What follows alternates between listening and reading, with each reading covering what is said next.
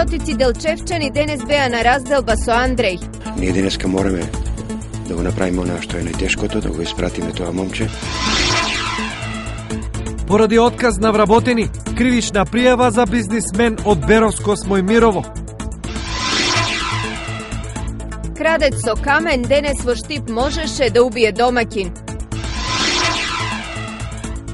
Грците ја казнија Лила Арсовска од Делчево, 3 години да не ги посети своите најблиски во Европа. Моето семејство са сите во странство, едноставно, во Шенген. Близу 500 невработени од источниот регион бараат пари од државата за да станат бизнисмени. Средствата може да се употребат за секако намера.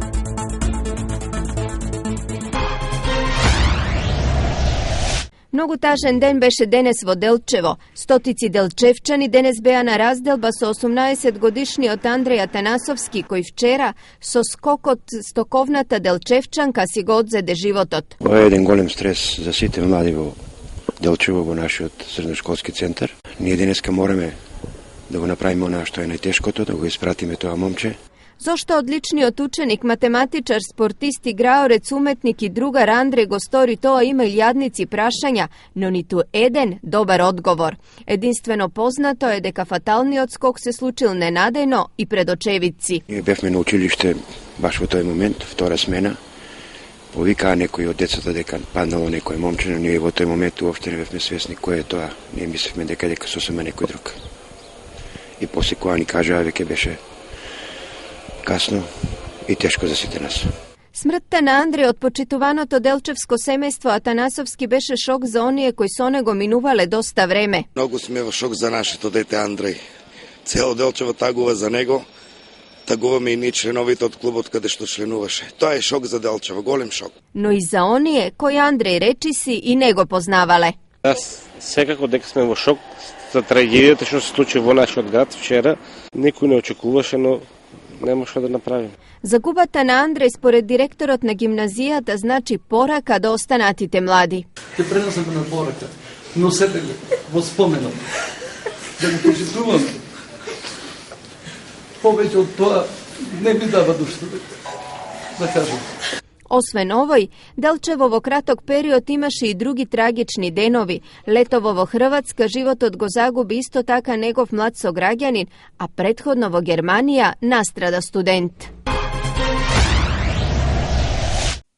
3 години затворена во Македонија и отсечена од семејството. 45-годишната делчевка Лила Арсовска не сме да ја напушти државата, бидејќи ставена и е забрана за влез во Шенген зоната. Како дошло до забраната и зошто е ставена, таа не знае. Одам на граничен премин, ми вели царинарникот дека немам право да појдам во Грчка. Бе во конзулат, во Грчка амбасада и ми велат таму што е проблемот, ипак па прашам како ни граница, тие ми велат дека проблемот е М1М2. Со сите докази имам М1М2, 26 години вработен во АД Палтекс. И сето тоа не можам јас да го докажам. Лила со години не може да се види со најблиските. Моето семејство са сите во странство, едноставно, во Шенген. Брат имам во Грција, имам сестра во Австрија, друг брат во Словенија, имам потреба да излегнам од државата и сакам како сите граѓани да појдам и на одмор и да појдам на гости и сето тоа. Огорчена од бирократскиот лавиринт на институциите што го поминувала повеќе пати, таа се чувствува и понижена и секогаш како криминалец, кога и да се обиде да излезе од државата. Бугарија бев на еден шопинг, чудно ме третираат како не знам самата да кажам, како некој дилер, некој не знам, немам поима како да ви го објаснам. Немам ништо кривично дело. Во мојот живот, 45 години сум, не сум била ни во суд. И не знам каде е влезот на судот. Немам едно кривично дело направено. Од МНР денеска не успеавме да добиеме одговор зошто македонската државјанка не може да ја напушти државата и до кога ќе трае нејзината забрана. Останува да чекаме дали јавно побараната помош ќе допре до надлежните, па Лила конечно ќе отиде на посета на своето семејство. Поради отказ на вработени, полицијата од Берово му поднесе кривична пријава на 57-годишниот СТ, основач и управител на фирма од селото Мачево. Полицијата нашла кривично дело повреда на правата од работниот однос и социјално осигурување, откако бизнисменот од работа избракал 6 вработени. Кривичната одговорност СТ треба да ја поднесе бидејќи неосновано им го прекинал работниот однос, за 3 месеци не им исплатил личен доход, а во меѓувреме не им платил ниту за пензиско, здравствено и инвалидско осигурување. По сите овие основи, 6 мината работници биле оштетени за 262.000 денари, стои во полициското образложение за кривичната пријава. 56-годишниот штипјанец Васил П. заврши во Штипската клиничка болница откако крадец го нападнал во неговиот дом. Инцидентот се случил денес попладне во куќа во населбата Баби. Дрскиот Арамија останал изненаден кога наместо на плен налетал на газдата кој тргнал кон него. За да се одбрани, крадецот замавнал со поголем камен и го погодил газдата во пределот на градите, по што побегнал. Ударот бил силен, па домаќинот Васил итно е префрлен во Штипската болница, каде се констатирани набиеници и подливи. Лекарите тврдат дека е среќа што пациентот не бил срцев болен, зашто ваков удар во пределот на градниот кош можел да биде и фатален. Утре, во што мисли народот? Над 15.000 диабетичари во источниот регион имаат проблеми. Како со болеста нормално да живеат? Гостин доктор Аврам Ванковски, председател на Сдруженијето на диабетичари. Решете ги вашите проблеми, јавете се во Што мисли народот, веднаш по првите вести на ТВ Стар. Близу 500 невработени од источниот регион бараат пари од државата за да станат бизнисмени. Сите тие се надеваат на 3.000 евра државни субвенции со кои ќе почнат свој бизнис. Кога ќе им се доделат, доколку им се доделат, се одат преку банка. Поволноста е таа што ние како Центар за вработување или Агенција за вработување ја даваме таа поволност со годишната камата е 1%. Значи тоа е улеснувањето, а средствата може да се употребат за секаква намена. Значи може да се употребат за репроматеријали, може да се употребат за опремување на просторијата каде што ќе се работи или бизнисот каде што ќе се развива. Вкупно по општини најмногу барања до агенцијата поднале во Штип 120, Кочани 115, Проби Штип и Делчево по 90 и Берово 36. Оние кои постапката ја завршиле во претходните години, сега му рекле збогум на статусот невработен. Па левот си го вадат сами. Работата ќе биде изработка на секаков вид намештај, столарија од дрво и се што може да се изработува од дрво, од иверица, медијапан и слични материјали. Во почетната фаза ќе работам сам за да подосна вработам луѓе по потреба како ќе се одвива работата. Вкупно за изминатите 6 години преку проектот за самовработување свој бизниси почнале 4300 лица, од кои околу 700 се од источниот дел на државата. Најголем дел од нив се од областа на земјоделието, трговијата и услужните дејности. За до година за субвенционирање на самовработувањето од државниот буџет ќе се издвојат 8,5 милиони евра. Климатските промени можат да го доведат во прашање зимскиот туризам во земјава и во регионот, констатираа странски експерти.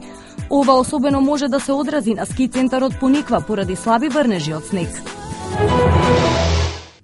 Земјоделците од Кочанско да не ги палат страништата по жетвата на оризот, зашто прават повеќе зијан од кукуќар, апелираат земјоделските стручњаци. Од агрохемиски аспект, оваа мерка, палењето на страништата е штетна, бидејќи со палењето се губи голема органска маса, која што е богата претежно со азот, кој што оди неповратно во атмосферата.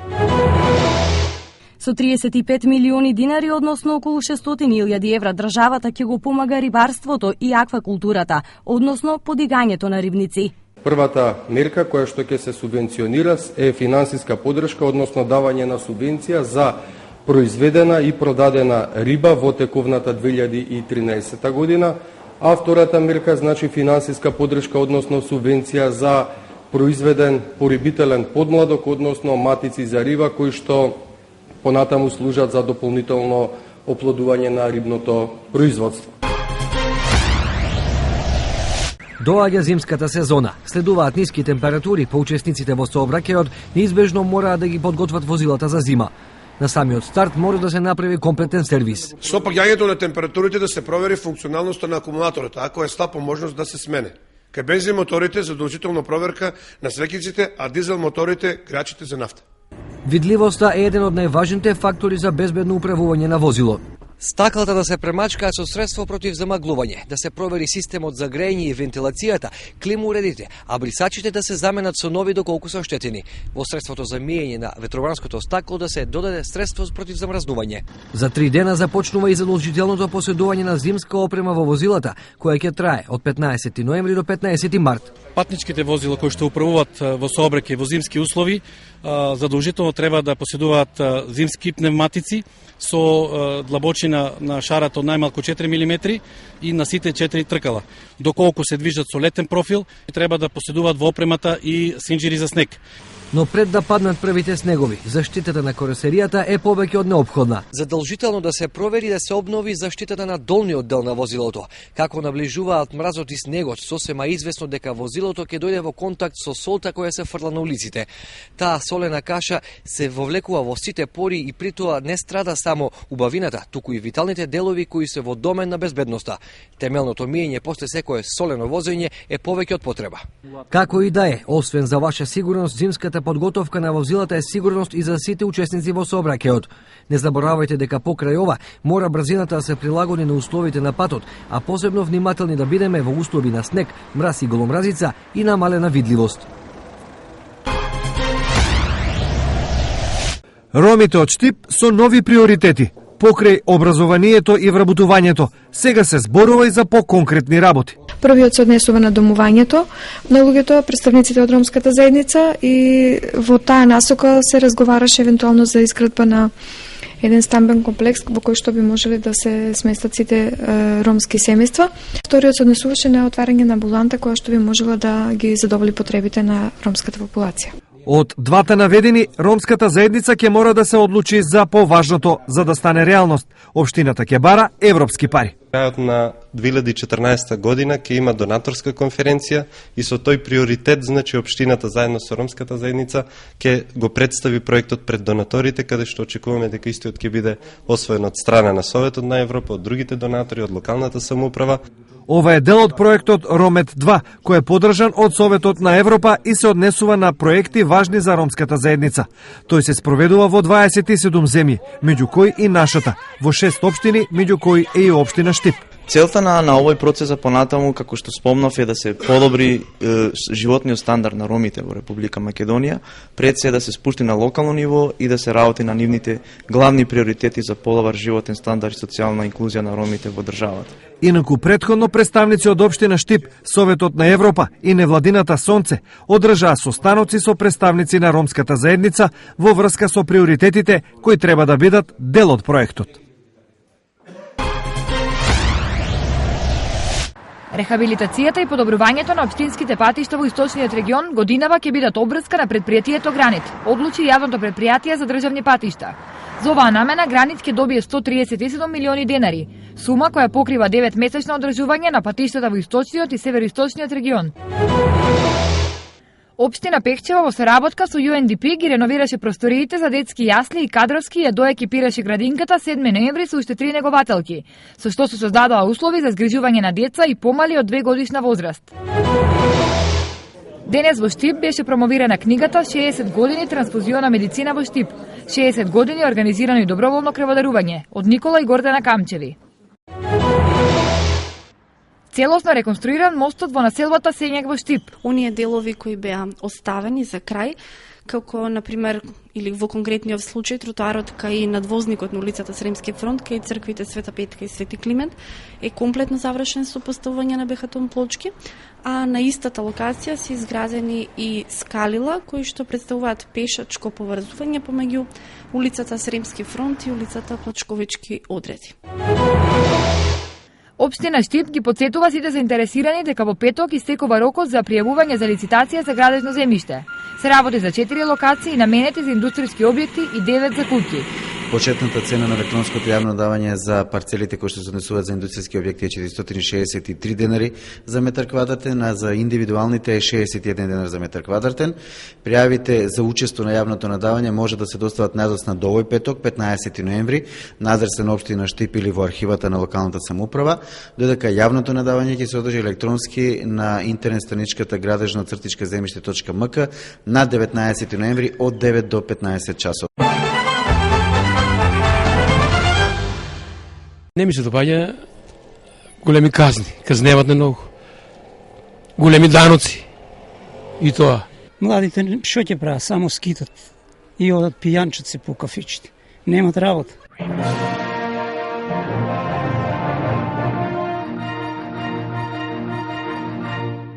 Со последното 13-то коло во третата фудбалска лига Исток завршија надпреварите од есенската полусезона. Убедливо најдобра во есенскиот надпреварувачки дел се покажа струмичката екипа Беласица, која е на врвот на табелата со вкупно 34 бодови. Од екипите во источниот регион, за сега најдобро котира екипата на Слога, која е на второто место. Осогово се наоѓа на четврто, додека Баби завршија на петото место. Амбициите на клубот се исто така да го задржиме тој висок пласман. Борба за првото место ќе биде тешка, бидејќи Беласица Струмица има релативно добра бодовна разлика за разлика од второто и третото место. Така да ќе се трудиме до крај до првенството да го направиме пред се неизвестно, да не биде монотоно, вака, значи да нема борба за прво место како што е моментална ситуацијата. Така да очекувањата се ако не бидеме евентуално први да бидеме втори или трети. Екипата на Брегалница Голак по една година пауза се врати на теренот, но иако тргнаа со амбиции за висок пласман, сепак во есенскиот дел завршија на 8-та позиција. Баш и не е добро за овој клуб, но значи со припреми сега во земниот дел и во проектниот дел мислам дека ќе направиме подобри резултати. По една годишна пауза ние се вративме. Тоа е најдобро што сепак повторно има фудбал во Делчево. Од екипите од источниот регион најлошо стојат екипата на Астибо, која се наоѓа на предпоследното место со само 4 бодови, додека на самото дно се наоѓа Пробиштивски Рудар со -1 бод. Во турскиот град Мерсин започна четвртиот поред фестивал на цитрусно овошје. За украсување на градот по овој повод се искористени неверојатни 70 тони цитрусно овошје. Граѓаните на Мерсин од лимони, портокали, грейпфрут и мандарини направија разни фигури на животни, автомобили и маски. По повод фестивалот во градот ќе присуствуваат и 700 фолклорни групи од 30 различни земји во светот. Инаку во Мерсин годишно се произведува околу 1 милион тони цитрусно овошје, што го прави градот еден од водечките во производството.